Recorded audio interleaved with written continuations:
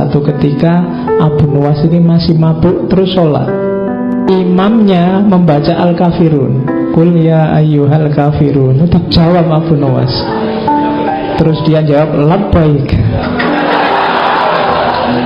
Jadi kan itu, katakan wahai orang kafir itu, yo aku ngono.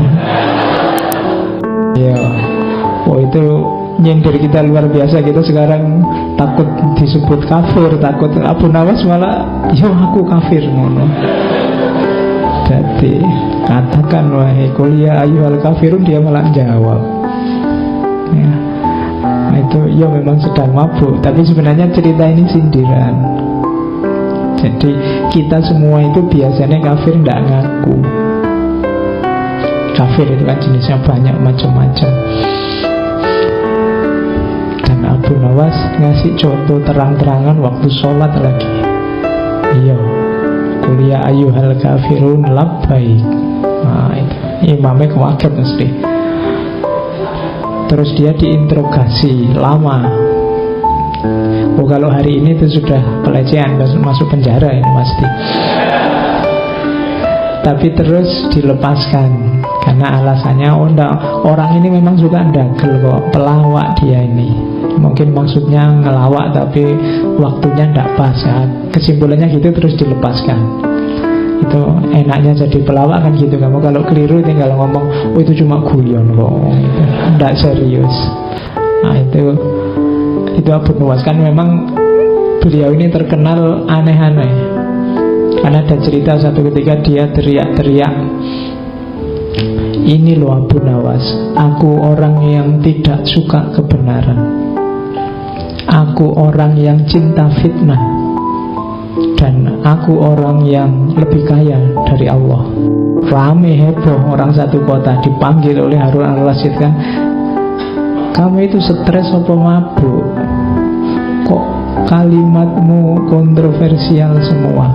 Loh, yang saya ucapkan tidak ada yang salah Raja. Orang-orang aja tidak betah mendengarkan kelanjutannya. Jadi aku orang yang benci kebenaran, karena neraka itu kebenaran, kematian juga kebenaran. Jadi aku benci neraka, aku benci kematian. Aku cinta fitnah, kan ada ayatnya, amwalukum wa auladukum fitnah. Anak-anak kecil kan ya fitnah.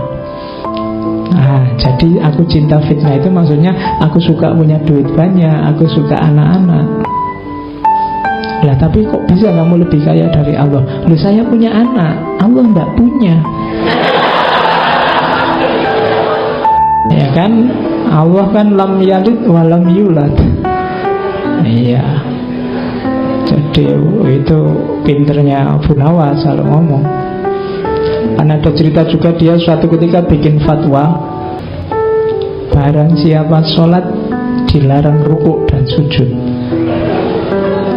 Oh itu heboh lagi waktu dipanggil oleh Harun al-Rasyid, kok ada kamu fatwa nyeleneh gitu, sholat kok dilarang rukuk dan sujud. Loh orang-orang kok tidak tanya sholat apa dulu? Ya, itu maksud saya kan untuk sholat jenazah. Ya mesti aja enggak pakai rukuk, enggak pakai sujud. Itu caranya Abu Nuwas untuk dekat sama raja, melakukan kritik tapi selamat. Jadi ini gayanya. Jadi kemabukannya, wadahnya memang mabuk, tapi sebenarnya ada rahasia kritik-kritik tertentu di situ ketika dia bikin. Nah, ini yang saya bilang tadi pakai dalil. Ini salah satu puisinya. Dia bilang, biarlah masjid-masjid itu dipenuhi oleh orang yang sholat, kita minum khamr aja sepuasnya. Kenapa kok gitu? Tuhan pun tak pernah mengatakan neraka wil bagi pemabuk, tapi Tuhan justru berfirman neraka wil bagi orang yang sholat. Kan ada fawailul lil musallin, tidak ada fawailul lil pemabuk. Nah itu ini mesti diucapkan waktu mabuk.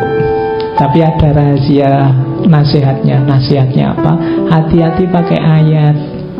Kadang-kadang saya bilang tadi, kita sering menjustifikasi kesalahan-kesalahan kita dengan ayat, dengan cara meletakkan ayat tidak pada tempatnya.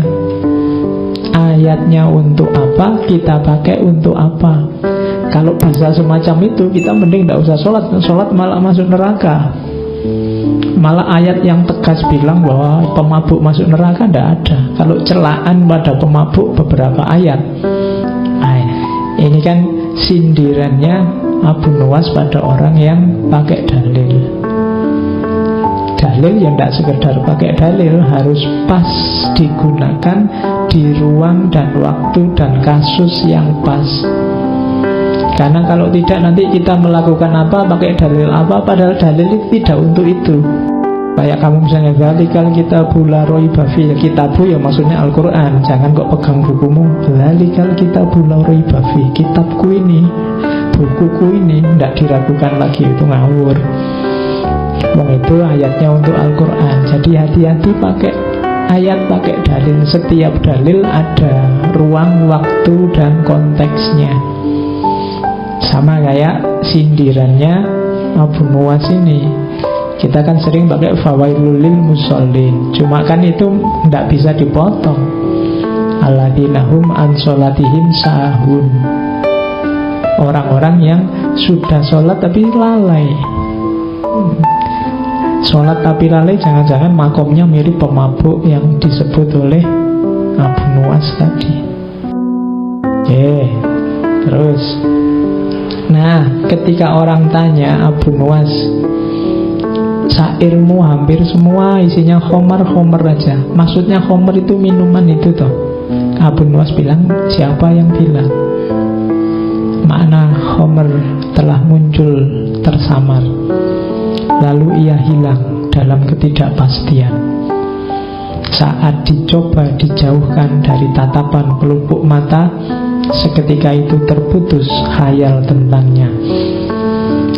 Karena ingkar terhadap keyakinan, keraguan itu datang, sehingga akan kau lihat nyata selama tidak menggunakan mata kepala. Jadi ini menegaskan tadi bahwa syair-syair yang memprovokasi orang untuk mabuk dan macam-macam tadi, memaknainya tidak harus letterlock terus ayo minum minuman keras. Jadi simbolnya bisa macam-macam, wong itu samar kok. Khomer itu kan simbol bagi kemabukan. Mabuk itu bisa macam-macam. Kamu bisa mabuk dunia, kamu bisa mabuk harta, kamu banyak hal bisa membuatmu mabuk. Tidak cuma khomer. Wong kamu naik bis ngadep belakang aja bisa mabuk. Ya, makanya maknanya samar, tidak tegas. Ya silahkan ditafsirkan sesuai situasimu masing-masing. Tapi memang konotasi khomernya sangat terasa. Dia sering dan banyak pakai kata-kata khomer. Makanya syair-syairnya disebut khomriyat. Nah, itu pinternya Abu Nuwas. Terus ada pelajaran dari situasi seorang Abu Nuwas. Jadi Abu Nuwas ini memang sebelum tobat itu poros hidupnya adalah ingin senang-senang. Cuma ada rahasia di situ. Apa sih kesenangan itu? Kesenangan itu muncul kalau seseorang melakukan sesuatu secara total. Kalau versinya Abu Nuwas, aktivitas apapun termasuk mabuk itu harus dilakukan dengan mantap, kemauan keras, maka kalian akan puas. Kalau sudah puas, bahagia. Rahasianya sebenarnya di situ, pelajarannya kan. Jadi bahkan mabuk saja, kalau diseriusi sedemikiannya, ternyata bisa membahagiakan. Ya maksudnya, apalagi perbuatan-perbuatanmu yang baik, apalagi kamu belajar, apalagi kamu sekolah, apalagi kamu kuliah. Kalau kamu lakukan sepenuh hati dengan mantap, sungguh-sungguh, totalitas, akan kalian rasakan manfaatnya. Jangan Jangankan yang baik-baik, wong yo sekedar mabuk saja bisa membuat orang bahagia, apalagi kebaikan-kebaikan. Nah, kunci nasihatnya di situ sebenarnya. Abu Nuwas ini seolah-olah sangat total dalam kemabukannya, tapi pelajarannya bukan di mabuknya, tapi di totalnya. Jadi lakukan segala sesuatu dengan total, jangan setengah-setengah. Kalau ingin berjuang, ya berjuanglah secara total. Ingin belajar, belajar secara total. Kalian mahasiswa ada tugas bikin makalah, bikin secara total, biar tidak menyesal, biar kamu puas. Jadi nasihatnya di situ, totalitas, bahkan dalam kemabuan.